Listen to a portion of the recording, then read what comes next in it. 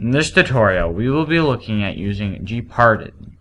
This partition manager is quite easy to use and is bundled with the Ubuntu Live CD.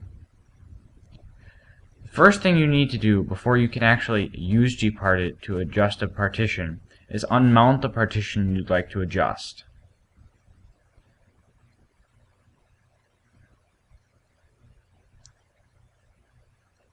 So right-click on the partition you'd like to adjust and click Unmount.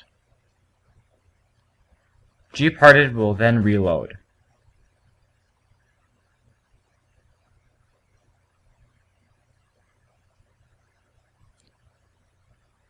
Then if you right-click again, you will see that you have more options now, such as delete, resize/move, copy, format to, manage flags, and get information about it.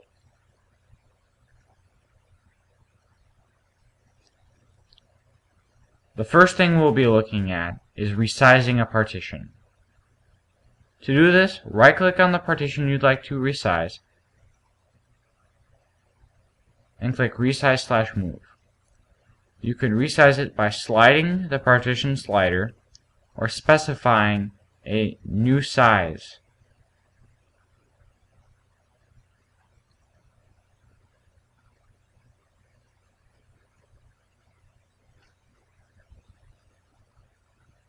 Then click Resize/Move. Before anything will happen, you will have to click the Apply checkmark on the main toolbar.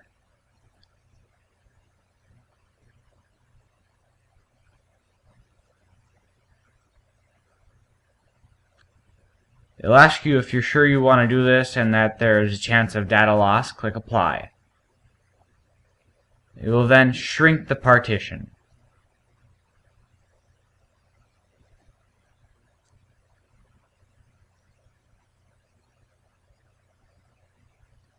When it's finished, click Close. Now that we have some space on the hard drive, we can create a new partition.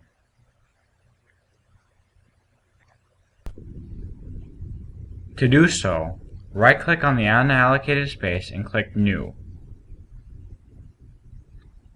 Then you can adjust the slider or select a specific size you'd like to use. You can create it as a primary partition or an extended partition.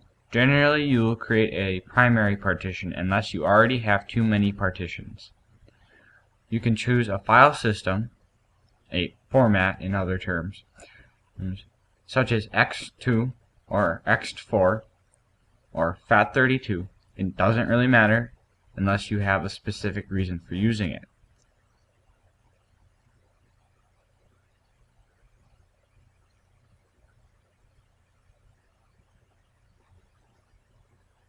When you're ready, click Add. Again, it will not be applied until you click the green check mark for Apply. It will then give you the same data loss warning. You should click Apply to continue. Once it's finished, click Close.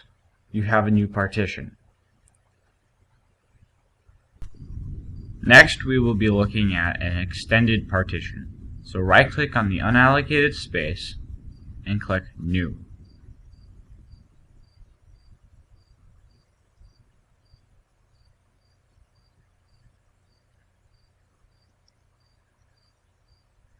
Then choose Extended Partition. You can adjust the size of the partition with the slider or adjust the size as you wish, then click Add. You now have what looks like an empty partition that has unallocated space inside. This is what it is. This allows you to have more than 4 partitions on a hard drive, which is normally the limit. When you create a new partition inside of it, it will be a logical partition. You can create an infinite number of partitions inside of it.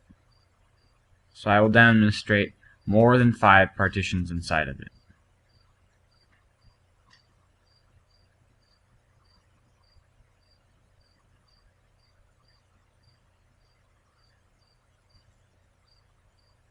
As you can see, there are more than 5 partitions on the hard drive now.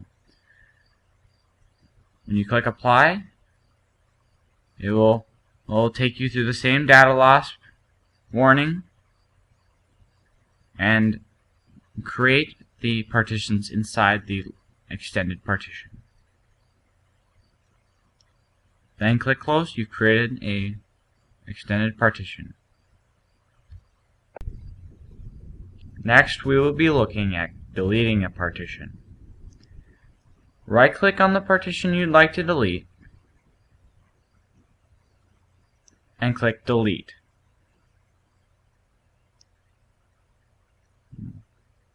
Then repeat this for all the partitions you'd like to delete if there are multiple. As always, you have to click the Apply button before any of these actions will be taken.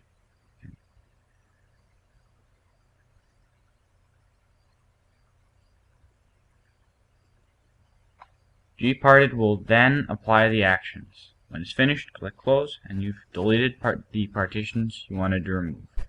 Next, we will be looking at formatting a partition. Right-click on the partition you'd like to format, go to Format to, and then choose a new format. I will be using FAT32. As always, before you can continue, you will have to apply the changes. As always, you'll get the same data loss warning. Click Apply, and then it will format the partition to the new format. Once it's finished, you can close it. That is just a basic overview of the many uses Gparted has.